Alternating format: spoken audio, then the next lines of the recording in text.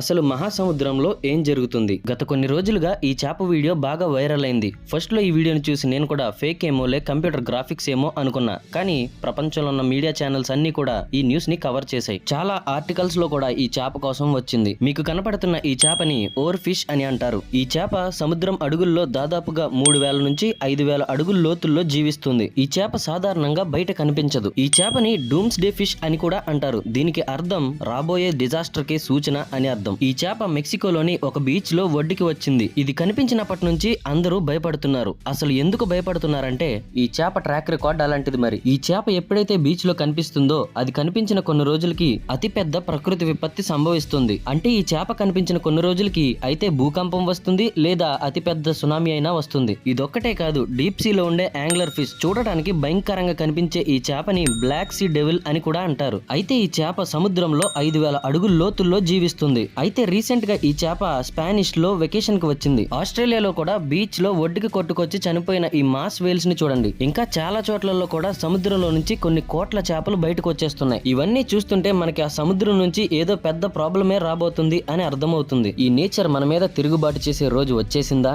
సమయమే జవాబు చెప్తుంది.